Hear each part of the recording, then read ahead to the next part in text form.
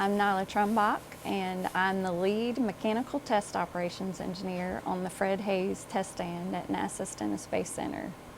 I lead a team of 4 test engineers in testing the RS-25 engines for the Artemis program.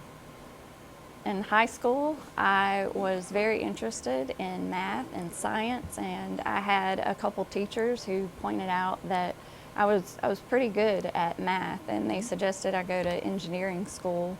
So I chose that path. But as a girl, my grandfather was involved in the shuttle program, and for our summer vacations, we would visit them in Kennedy, at Kennedy Space Center. And one time I saw a shuttle launch from their backyard, and I can remember the windows rattling, and I'd never seen anything like that. And at the time, I never dreamed that I'd be a part of the space program. It really was never a goal of mine. But coming out of school, I came back home and started looking for a job, and I got a job here at Stennis Space Center with Rocketdyne, and it just took off from there. When I first started out at Stennis, I was in the maintenance group for the Navy. I didn't really have my sights set on conducting tests. I think I even thought it might have been out of my league. But there was a job opening as a test engineer with Rocketdyne, and I remember I called up a lady I knew that worked for Rocketdyne just to get an idea of what the job was like and if it's something that I would like to do. And she said, "Nyla, I just have to say this is the best job that anyone could ever have. It's the most exciting, challenging job out here at Stennis Space Center." And so it was a little scary, thinking of what I would be doing, but I'm so glad it worked out, and that I eventually became a test conductor.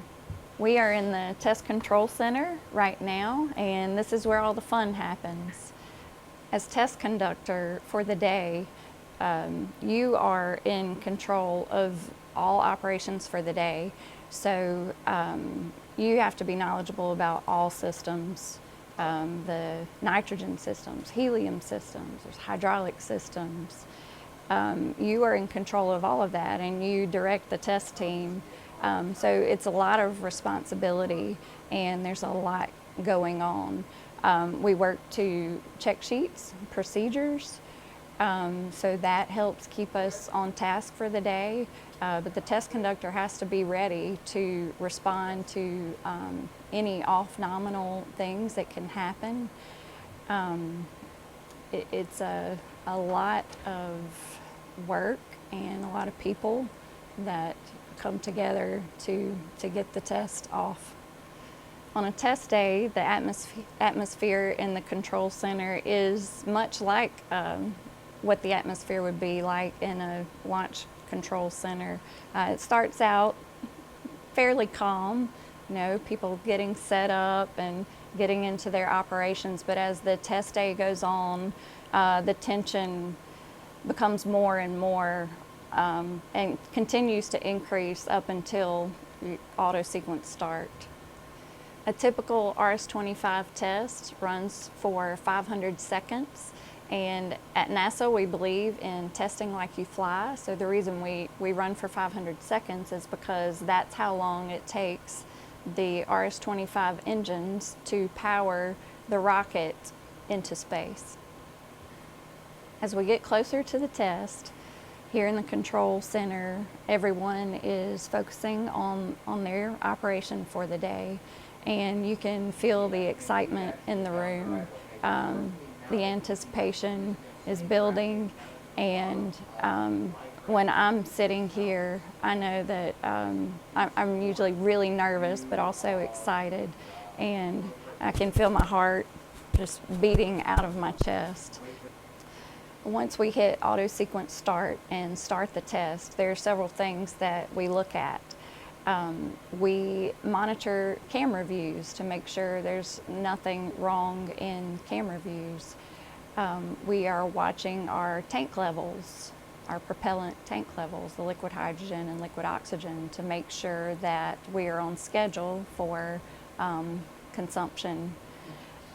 We are also looking at the engine profile and making sure that all of our valves and systems are performing as expected for the test profile for that particular test.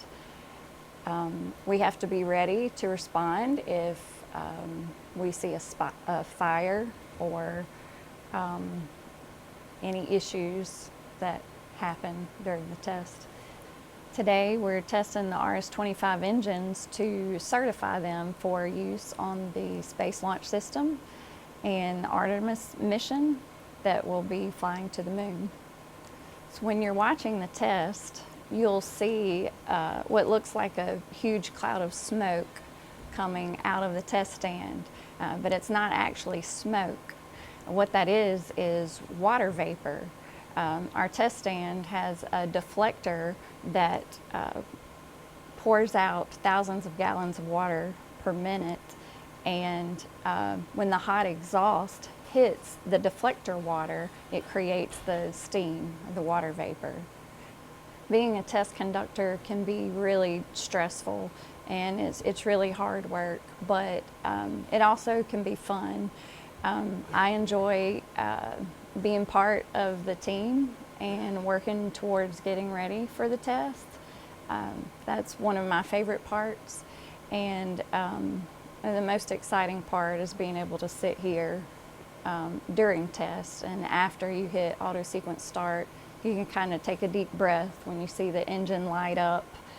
And sure, there's a lot to look at after that, but to me that is the most enjoyable part. You can kind of sit back and look and watch the engine fire. One of the coolest things to me about what we do is actually the test stand. You think about the test stand and what it is.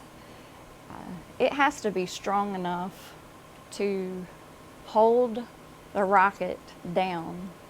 The rocket is meant to launch heavy, super heavy, items, rocket into space, but the test stand has to hold that down, has to hold the rocket down so we can perform a good test. I just think that's really amazing how these test stands were built and what they were made to do.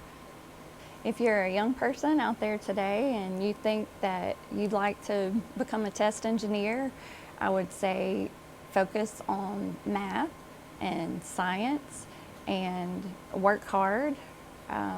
It can be hard sometimes, so don't give up, and if you stay at it, you can do it.